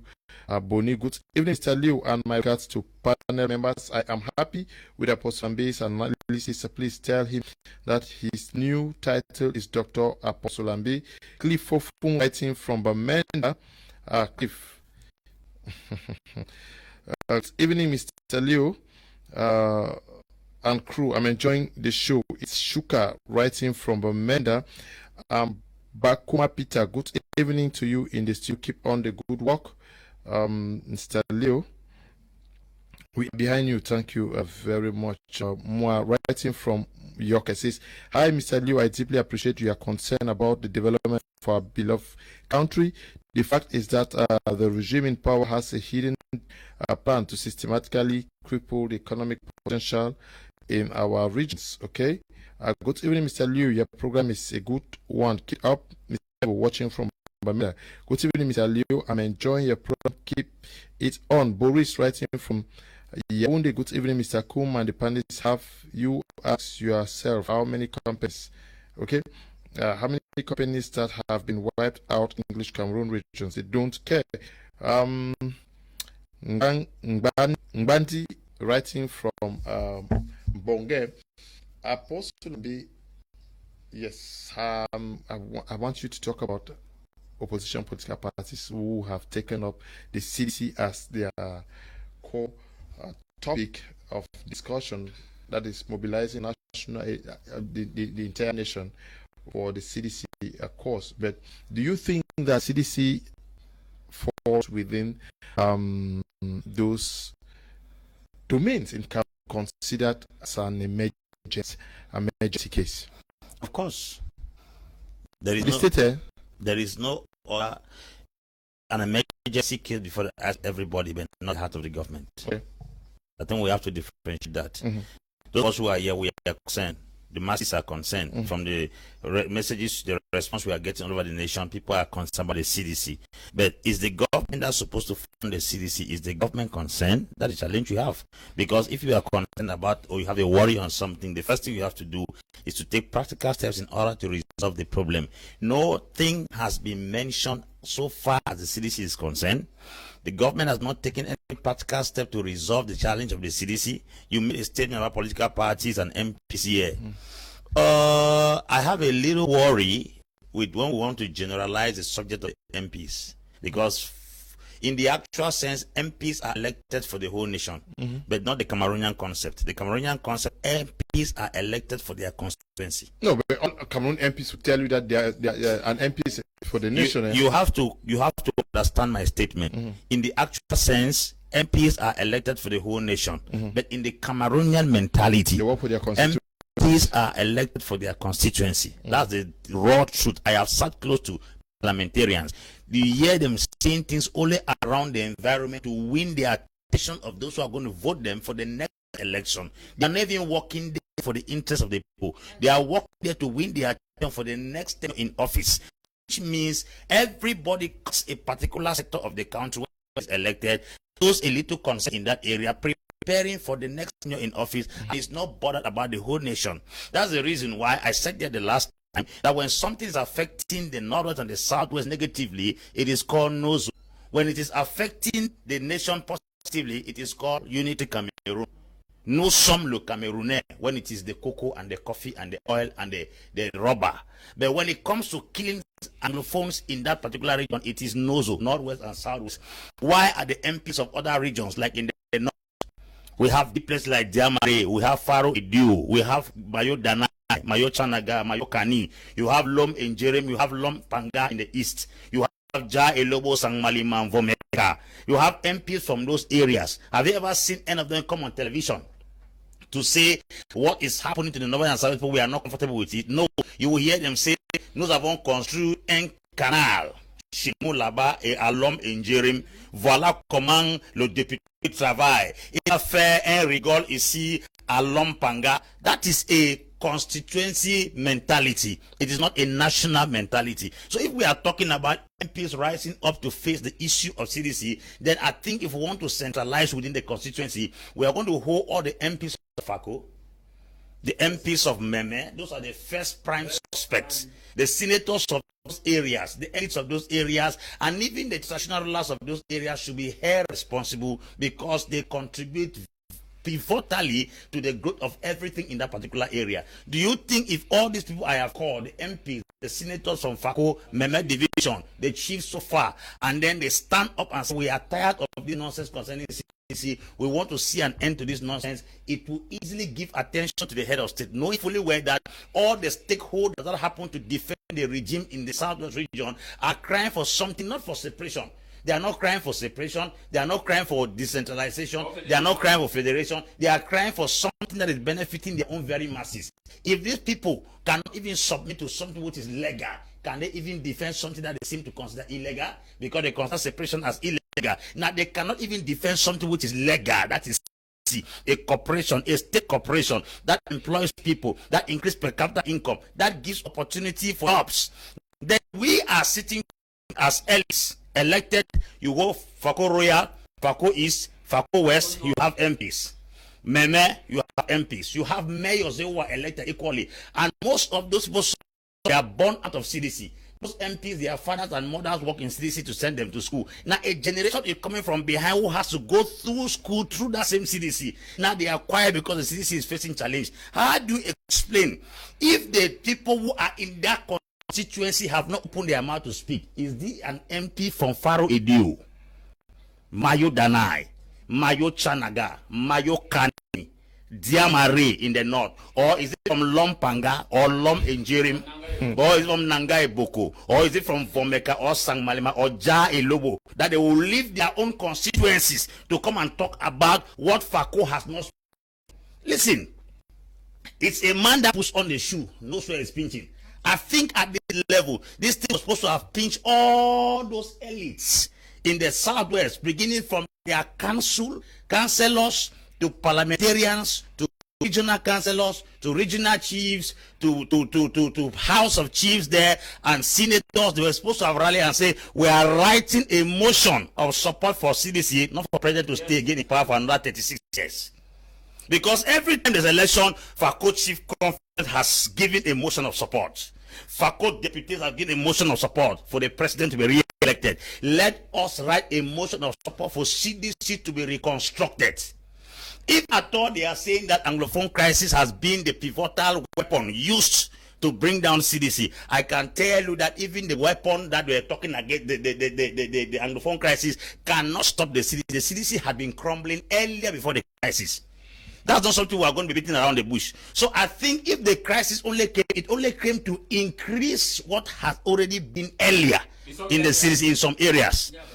Now, to conclude, do you mean to tell me that in the course of the Anglophone crisis, that have been selling oil, that have been transporting oil from Pamo to Douala to sell? Why did the crisis not stop sale of oil? Why did the crisis not stop the extraction of? Don't they still sell rubber? They sell rubber. So the prices cannot grow rubber, but it can sell rubber. It cannot grow oil, it can sell oil. It cannot grow banana, it can sell banana. Does that mean that Southern Cameroon has become Libya, where guns are flying the streets of Tripoli, Sabah, and then they are unable to bring down the guns, and they're extracting oil from the same land where gun is fighting? Let us know very well that every time gun is flying in a particular environment, positive things are equally taking place in that environment. They should not tell us that gun is flying north and southwest while they are still selling palm there. They remove palm oil from here where military is protecting. It's not protecting fire, protecting the factories. The military protects the oil mill in Lobe. It protects the oil mill in Mondoni. It doesn't protect the farms. So they have a military to protect what they will sell. they don't have ability to protect what they can grow.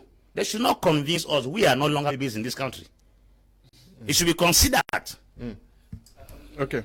I think it's a shame that we are crying that the economy is not moving. Why we have 22,000 plus Cameroonians who possibly could be paying taxes to their tax to the government. They are not paying their tax because they are not being paid. Remember that all workers, whether you are private or government, you pay your tax. Your salary comes with tax that are deducted from it. So we are therefore these same persons are owing the state a certain amount of money, which the state itself should have invested for these people to pay. Mr. Nyo, I want to equally add to what Senior Apostle said. When you look at the what we call in journalism as proximity, the canons for news, you look at proximity. That is, if 100 people dies or if they die in Nigeria, it's not going to be a kind of much of an impact of someone in Boya if 50 people are reported dead in Boya. So that proximity has a key role to play.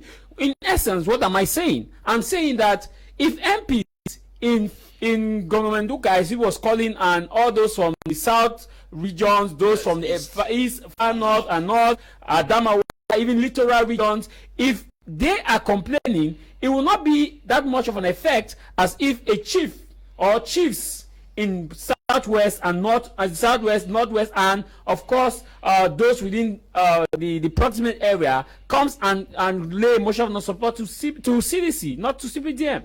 To me, we should ask ourselves that what are the chiefs themselves doing in this part of the deal? Because you remember, the chiefs are instead facilitating the seeding of land to sell for newly out so that they can build their homes and they can sell the lands for construction. Instead, chiefs are there fighting CDC land than to fight for the reconstruction of CDC and maintenance of CDC. It's a shame. To me, when I look at chiefs who pride themselves as chiefs should pride themselves that CDC is in their locality. We are clamoring that those boys in the bushes should leave the bushes and come to town. Where will they work? CDC should be an avenue for integration. Those at the DR center, where are you going to integrate them if they have to work? CDC is one of the integration centers where you can easily facilitate them because they may not need skills. They already have the skills of farming, they have the skills of other things, maybe the skills of working in the factory and the rest, security and the rest and the rest and the rest. If they are to be integrated, where will they be integrated? Let's start looking at possibilities of asking these questions and asking the refugees in Nigeria. We want them to come. If they are coming, those who are working at Lobe, those who are in Pamo, where will they work? If this area is not functioning effectively, it's a ripple effect, as Senior Apostle put it from his introductory statement. It's a ripple effect. It's not just a one-chain effect. My plea for CPDM, SCF, PCRM, and the rest is that they should start looking for a way to form a coalition, not for dialogue, but a motion of support to the sustainability, growth and development of Cameroon's Development Corporation, because it is not Anglophone Development Corporation, it is not Southwest Development Corporation, it is Cameroon Development Corporation. And MP in this constituency, they have a role to play, but the chiefs themselves, they have a role to play. Look at, we used to have a CDC factory in my 18. It's no longer there. Now it has been seeded out, so the land, and start looking at all those areas. You ask yourself, where are this land, why are they being given? Because chiefs are fighting the lands of CDC than fighting for employment of CDC. All those children who are in the University of Boya, their chiefs, where will they work if all those lands are seeded, if the lands are seeded and given to you? Nadia, what else has to happen within the CDC to catch government's attention, to know that it is time for government to act? Mr. Combe, the question is very pertinent. As my co-panelist said, that it is those that are elected in these zones, the MPs, the mayors, that are supposed to cry first, because you cannot leave your house dirty and think that your neighbor will come and sweep your house for you.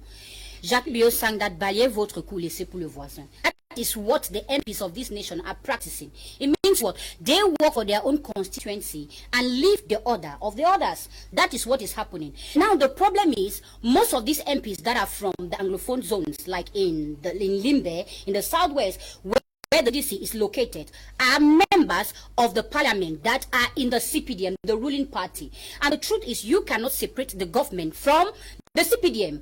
You cannot distinguish both of them in this our government, in this Cameroon, because they are always, the things are mixed together. You cannot separate them.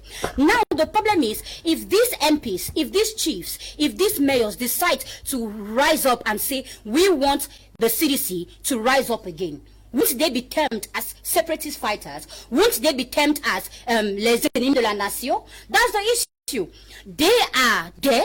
They understand the problems that is in the Anglophone zones, but their hands are tied.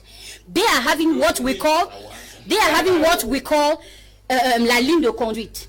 Because anybody that dares to talk about the Anglophone problems and what is eating the Anglophone becomes a taboo. You are a problematic. You become an enemy de la nation. That is the truth. So these MPs from these zones cannot talk. They are voiceless. They know that these things are happening. They know that the CDC is crumbling. They have benefited from this, but they cannot voice out because they are having what we call la ligne de conduite.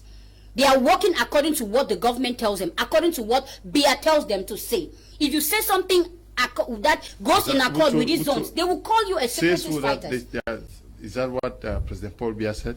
That you must say what I say? Mr. Kum, you will not disagree with me that in this government, with the CPDM, you work according to what you say what they want you to say. You do what they want you to do. You act as they want you to act. If not, they will push you outside. They will do the LLL. On te lèche, et on t'abandonne. That is what is happening with the CPDM regime. That is the truth. These MPs, these mayors, these deputies, all of these people, elected officials from these zones, are members of parliament, are officials, elected officials of the CPDM. They cannot go against their ideology, if I can say. They cannot go against their ligne de conduite.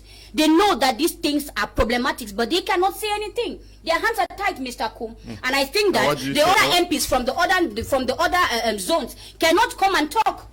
Because if you do not sweep your house, your neighbor will not sweep for you. And that is why the attention of the government or of the regime, because they control everything, is not being centered on these things, because those that are supposed to speak out are not speaking and they are cold. So the government thinks it is not important. It is not a pressing issue for them to table out at this moment. Let him just come in briefly, yeah. Mr. Leo, parliamentary grants for every MP is 8.5 million. Let's consider there are 20 parliamentarians in the FACO constituency.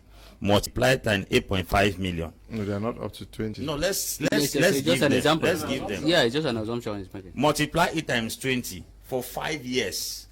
I want to ask that is that 8.5 million for 5 years? That's 40 million per parliamentarian times 20 people. It's giving like how much? 40 million, 400 million. Is it 400 million for 5 years that they want to waste an association, an organization that controls 318 billion? Let's do mathematics here. We need to tell me these parliamentarians are afraid to lose that 8.5 million or 40 million to jeopardize a corporation that controls 318 billion, 715 million francs CFA. I'm asking that we will go to school, back thesis, spend money, obtain degrees, and then come back and sell that knowledge for a salary that is not compared to the money we paid for the thesis and the defense. A man will go to school, obtain doctorate degree, knows the truth. When he comes into the system, they buy that brain with a salary that is not compared to all what he has learned for almost about 25 years. So 318 billion should disappear because of 400 million. Why don't they? Listen, she said something. She said they will start accusing them that they are trying to stand as Amazonians or separatists. My friend, a simple way to do that thing is just to walk out of that parliament. Walk out of it, and then when they call your attention, tell them that we are not walking out because we want to separate the country. We are walking out of the parliament because we want CDC's case to be given attention to. There is nowhere in parliament where you are shut up not to bring up a topic. The only solution to that particular challenge is to walk out of the parliament. If a group of parliamentarians say 6 or 7 walk out, it will threaten the state, because once the international body realizes that immune members of a state have walked out of a glass house, it triggers an international attention very fast. Yes, Mr. Amungwa. Yeah, thank you again once more, Mr. Kum. You see, I hope we are it's becoming more interesting that we are seemingly on the same boat. I don't think so. Oh yeah, no. First of all, directed blames to my political and party hierarchies. I called on the attention of the MPs and the senators who are being elected to be at the national level to defend the interests of the people at the local level. I am an elected official at the local level. To come back to where my co-panelist Madam Akwen did make sure we have a lane the conduit, we have an obligation. I am holding the position of project and transport chairman at the municipality of Mezam 5, and I don't see where I have obligation. There were no strings and which are attached to my office or that committee which I spearhead. So we should not voice out issues regarding the organigram of opponent parties where we don't have mastery. What I'm talking here is I'm still irritating and calling on my political hierarchies, MPs. Honestly speaking, it is high time you people wake up. This is the highest, the legislative is the strongest organ that makes or project an image of each economy. And where the legislative organ is weak, then the economy of that country is doomed to fail, because you people are the voices of the voiceless. I contribute immensely. I can recall I was being molested and undergone shots when I was to cast votes for my national representative, the MP for my constituency. And today I am proud of him. It's true that he has been carrying a lot for Tuba Bafut constituency. And I'm calling and urging on all other MPs to do same.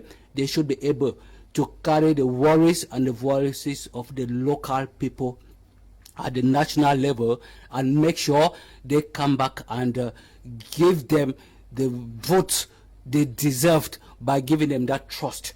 So MPs and senators, they have a vital role to play. It is not President Paul Biya at this juncture, because he has done all in his capacity at this juncture to make sure he fulfill. We are talking about regional regional councillors at this juncture, which you have countries like Ivory Coast and many others. They have been several years ahead of us. Cameroon is one of the countries which is recently embracing the decentralization process by getting regional councillors involved. So yes, accelerated. So other countries have been far ahead of us, and so far we have a vital role to play for the economic growth of our communities. So we should stop directing blames to each and other, but we should be looking on how we can contribute immensely for the economic growth of our localities, of our country. If Cameroon, we accept, is one and indivisible, then each and everyone. I am calling on all Cameroonians who are watching right now, based on the situation of CDC, most especially, that it is constitutional. Each and everyone is allowed, every Cameroonian, irrespective of party rank, party colors, is allowed to move into a public liability company like CDC and carry out evaluation and assessment and publicize and criticize. It is constitutionally allowed. So I think if we are here and we are blaming Peter, Paul, is and all not, we have the duty of collective effort. If we have to work as a team, as a unity, to make sure we move forward, then I think by the time 2-3 people or a collective report comes out of CDC and it is publicized and protested by the masses, then certainly we are the face of the crisis of CDC must have a change. Okay, yeah, Nadia Akwen, similarly you have something to add? Yes, because I heard my co-panelist say that in his party, actually, he can denounce anything he wants. The truth is, you can denounce at the local level, but the CPDM barons, those that sit and take decisions in your party, are those that create impact. I don't think your cry at the local level can affect the Comité Central in your party. No, it does not affect Mr. I don't know your name. It cannot, Mr. Yungwa. It cannot affect Amungwa. It cannot affect the Comité Central. It is a Comité Central that decides on what that will happen. Yeah, even in your communication, that's the same thing. And the problem with this regime is that he said we should do collective efforts to be able to revive the CDC. Yes, there are good willing people who can, want to help the CDC. But the policy in place cannot permit us to do these things. Why? Because if you try, they will tell you are a separatist fighter. They will tell you turn ennemi de la paix. They will tell you what is your interest. Because, Mr. Kum, any talk about the Northwest and Southwest crisis is a taboo at this period in Cameroon. No, if you dare venture, it is the truth. Those are the truth. We should not come to a plateau to deceive our viewers. The truth is, if you dare to rise up and say something about the Northwest and Southwest crisis as an individual, you are a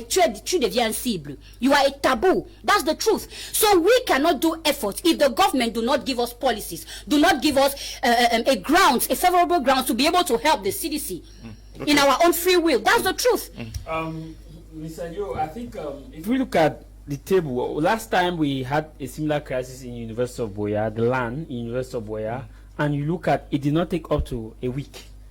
It was quickly resolved thanks to the intervention of His Excellency Churchill, alongside others. Dogotulunga Joma, Barrister Ngongi, a lot. Letters went, and the Prime Minister instantly reacted, and UB we had calm now in UB as far as the land issue is concerned, and CDC, which we have been singing left and right, is still an issue. Mr. Liu, we have had a lot of communiques from Southwest youths and supporters of no or to this. Southwest, the Northwest youth say no to this, we the Southwest youth say no to this, but we have not had a joint letter of we the Southwest and Northwest youth say no to the abandonment of CDC. Yes, we want that the government should intervene in CDC. We have not had that. And these are the same people who are badly affected as far as CDC creeping and crawling nature is concerned. I want to hear one day that we the Southwest and Northwest youth, those from Way village where I come from, those from Kumbo, those from South Fako, Munya where I live, should come up together and sign a strong communique as they always do for other issues, and say we the sons and daughters of Boya, of Widikum, of Gokitunja, of Way, ones that CDC should be deeply looked into. We need that action, but we don't see it. A grievous action was taken for UB. That action can be taken. There's nothing about hands are tied. Nobody hands. There's no hand that's tied. Mr. Mungwa, you said it here that there's no rule that is laid down for CBDN to follow. So we should not hear that hands are tied. Your hands are free. So whoever is leading those youths should understand that the youth in Fako, the youth in Meme, the youth in all the other areas in Gokitunja, Lebia, Lembui should come together and team up and form a front and say that their head of state, His Excellency President Paul Biya, if this elite are not giving you the truth, we want to tell you the truth. We are those who are working in this sector and we need jobs. If CDC go down, we will not have jobs. So His Excellency, you are a father that creates jobs and you have been talking about job creation. Let CDC be looked into. We shall have jobs and the matter will be resolved. Yeah, Javi, just before 1 minute. Just to add more light to what you just said, honestly speaking, if you look critically, so far the case of the Kribi port, you look at the Kribi port, if you look at geosciences and you would not explain, not give any tangible reasons why CDC port is existing today, of which Limbe port was supposed to be created. Limbe is a natural deep sea port which are supposed to be created, constructed, and render production and income to the state today. But so far, I trust that the Southwesterners elites were not unanimous, they were not collective, they were not determined to see into it, that because there was already a planned issue. I will still refer the case of the Cameroon shipyard and industrial engineering, where that company was supposed to possess the first shipyard in West and Central Africa. The World Bank was already ready the budget was 350 billion, which Cameroon government was just to come in with 5% of that budget. But at the end of the day, when they started the project, for some political maneuvers, you find the former general manager of Fonjinam is lavishing somewhere, and within 1 year, Cameroon government ran at a deficit of 900 billion, which you cannot justify. And you find 8 other general managers have been appointed and nothing is working. But the government keeps pumping money, giving subventions to that company. Why not do same to CDC? And why has the Limbe port not been constructed? Up to now, we talk. If you have to look at the cost of a ship sailing from Limbe to Equatorial Guinea, Gabon, or whatsoever, it flies. It says at a maximum 30 nautical miles.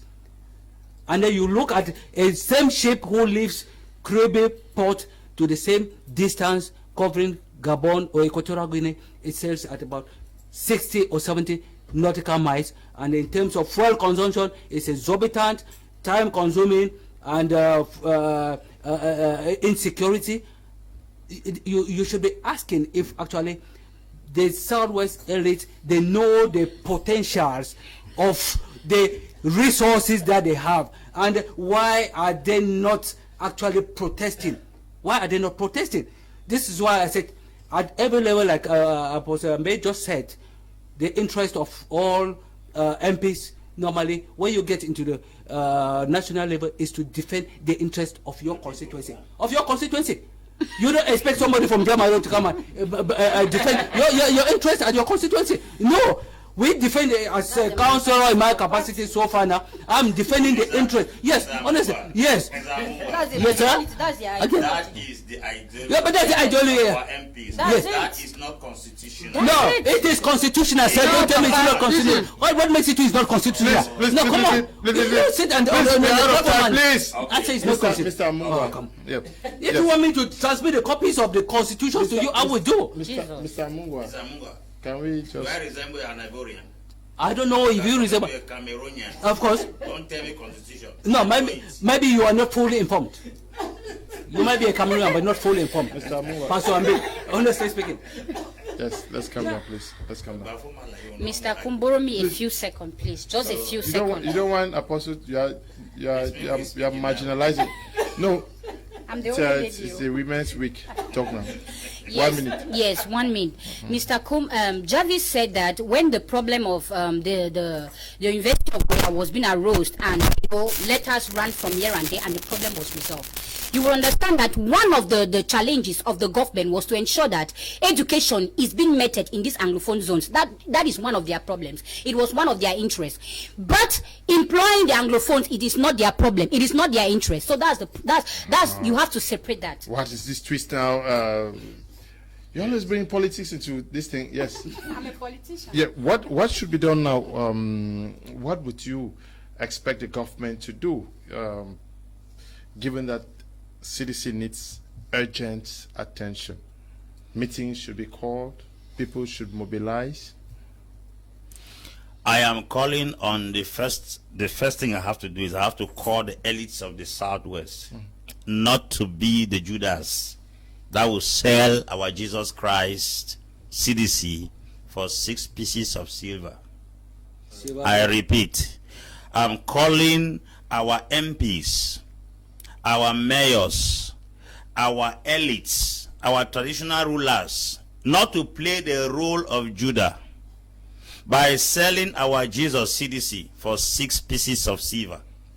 I have calculated that if we have 6 MPs in FACO or in the Southwest, and they have a grant of 8.5 million per annum, within 5 years, an MP earns 40 million. 40 million times 6 MPs will give us 240 million. Are you telling me that it is a fear of that 40 million for 5 years that you want to use to trade a corporation that employs 22,000 Cameroonians that runs a capital of 318,715,000,000 francs CFA, that occupies a surface area of 42,000 hectares of land. Are you trying to tell me that it is that 40 million for 5 years that will make 22 families go hungry because you are afraid to lose the office of an MP, a senator, a mayor, or an elite? Let us not play the role of Judah to sell away our Jesus called CDC. Our offices is for 5 years. CDC is for eternity. When Germans came to Cameroon, they saw oil, but they knew that there was something better than oil in Cameroon. They invested in agriculture. Let this deception that Cameroon is rich in mineral resources not convince us that our number one priority is not agriculture. The soil of this country is the richest asset we have. And if a corporation that does not only bring income but feeds the masses. I remember when I was in Mutengene going to school, most of our parents used to buy the Del Monte banana in the evening to cook for their children to eat. It is not just serving as a source of income, it's serving as a source of livelihood. You are jeopardizing the destiny, the career, and the future of an entire generation. People are dying today in Yemen and Syria because of hunger. If CDC is in the southwest, there are things that are not going to be costly. Red oil is not going to be called as palm oil. Banana will not be costly anymore. It's not everything that CDC produces that we eat, but there are some major things that most of our lives depend on. Since the Monte went down, banana used to be sold for 6 fingers for 100. Now they sell 3 fingers for 300. It's to tell you that the fall of CDC does not only affect the finances, it affects the very livelihood of the people. The particular essence of life in the southwest region has been attacked. Coming now to what the government, or we wish, because of our business to come here, give analysis, and then propose solutions. Now I am proposing this. The energy used to waste over Kameko, the energy used to invest in things that produce nothing in this country should be focused. Vision is the capacity, leadership is the capacity to translate vision into reality. I am very convinced that the resources we have, even if it might not be much, if we have a vision, our resources will be focused in a particular direction. I'm talking as an entrepreneur. I have many projects on ground, but not all is my priority. Cameroon, if you have a scale of preference to treat things now, I think CDC is the #1 priority on your scale of preference. So we are telling the government that even if you might not have money and you have many investments to invest, CDC should be #1 to invest in right now. CDC does not only feed Cameroon, it feeds the entire nation. If you go to Marché Santra, you go to Marché Kululu, you go to Marché Mbopi, you will see tons of bananas that trucks carry from northwest and from southwest and bring here. It is feeding the very population of this country. So let's not jeopardize the well-being. We can enter into malnutrition because the arm that produces food in the country is jeopardized. And for your information, most of the CDC land that has been opened up, farmers are given first and foremost to cultivate their plantains and cocoyams before CDC takes over. So let us understand that the fall of CDC is not just an economic fall. It has educational fall. It has a fall in integrity, morality. It has a fall in even the consumption of food in the nation as a whole. Government is stitched in time. The says 9. Okay. Yes. What do you expect to happen in the days ahead to save the CDC?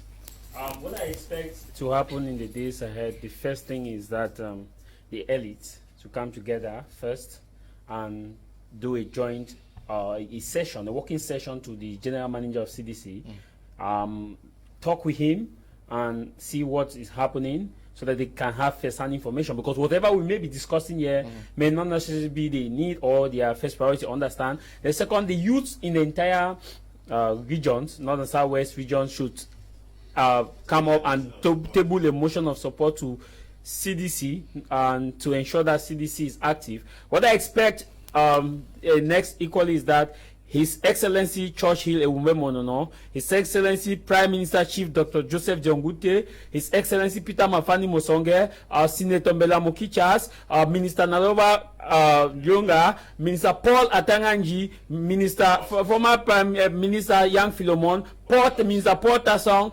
Paul Mingo Gogomo. All these persons that I've called their name alongside others should sit and understand that if CDC dies and falls now, Professor Dogotu Joma, your legacy is at stake. All these persons should understand that history will hold them responsible, that they were the Anglophones who were at the helm of authority and stood and folded their arms and watched thousands, 22,000 people jobless, 22,000 people out of their jobs, and they should understand that history will not forgive them if CDC falls. So it is their responsibility, legal, constitutional, economic, spiritual, traditional, to ensure that CDC becomes the epitome of the Anglophone development. Why not ensuring that it is the legacy that we have? Wada is dead, PowerCam dead. A lot, they just keep dying. Will CDC go? The history of this nation is on your hands, so you should play safe. Okay. No, you let her. Yeah. Well, Mr. Kum, I will analyze this from a political sphere because I'm a politician, and they say politics rules the world. But the tendency is they say politics is a dirty game. I want to call upon all the political parties. Why not go in and clean it? Excuse me. I want to call upon all the political parties, those from the opposition, those from the party on power, because Mr. Kum, the party on power won the majority of votes in this zone. So I think that there should be MPs from this political party that will brave all odds to be able to join the opposition parties to denounce the injustice meted on the CDC. Cameroonian politicians should erase that sphere that says that politicians are dirty people, politicians are soiled people. Nothing good can come out from politicians because they are working for their own bellies.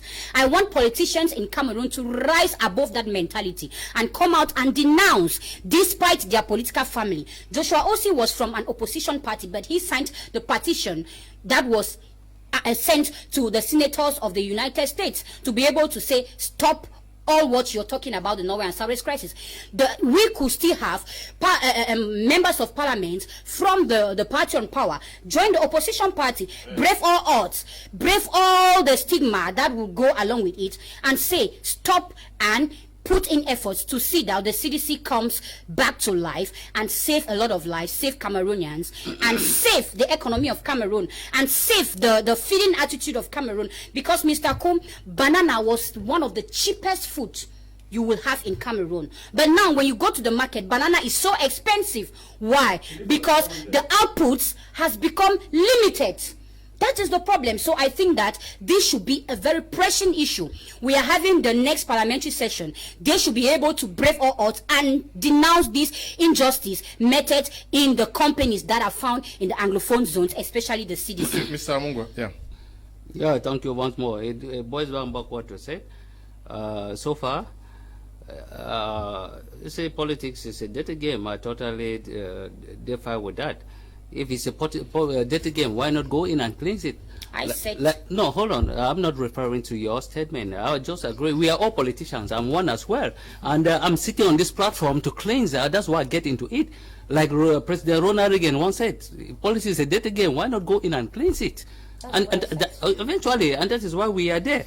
And equally called on all Cameroonians and youth of all caliber, irrespective of ranks or political lineage, that you have the right to go audit CDC. I'm repeating this again. Collectively, and you publicize and you criticize. Give a collective protest, and you see what the central government of the ruling party, which we think has it doesn't have focus or have a timing within our calendar. You see, there's going to be an answer to your call and your protest. So don't forget, and equally I want to remind most of the authorities or hierarchies who are in government today. I don't want to repeat the names again, like co-panelist Jarvis just indicated. The legacy, and one of the legacies which John Goodfoncha, former President of National Assembly of West Cameroon and the United Republic of Cameroon, decline was because the grievances he project and the vision he had for Cameroon, he tabled and none was realized, and that's why he tabled his resignation. That was a very vital, I mean, he was documented which each and everyone can refer to. Nothing was actually executed. So you see, the Limbe port, which I did mention, this was one of the worries and the focus and focal point of John Goodfoncha, which was never executed. And he felt frustrated and had to resign. So I am equally calling on the hierarchies who are in power today, the decision makers. If you are unable to, then so far, I don't see how we are moving Cameroon forward. His legacy was he felt frustrated. John Goodfoncha felt frustrated and had to resign from the government because the government gave deaf ears to all what he tabled as development plan for Cameroon as a nation, not only Western Cameroon. Okay. So we have to end here, Mr. Mungwa. Yeah, just one more point. I'm still appealing that the board of directors of CDC have to sit upright again in compliance and support of His Excellency Prime Minister John Gote, which I know he's up to the task, who can guide and make sure he survived this crippling company which has been feeding the whole world, and also Cameroon shipyard and industrial engineering, that's Shanti Naval as well. We might not know much about this company, but that's also the third giant company which was surviving the government. I have full statistics about this company, so I know what I'm talking about. Thank you very much, and thank you welcome. to you, Apostle Ambi, for coming. Thank you, Mr. Liu. It's always a joy to be here. Thank you, Cameroonians, for the privilege to listen to us. God bless you. Thank you, Jarvis, for coming. Thank you, Mr. Liu. Thank you, President Obiad.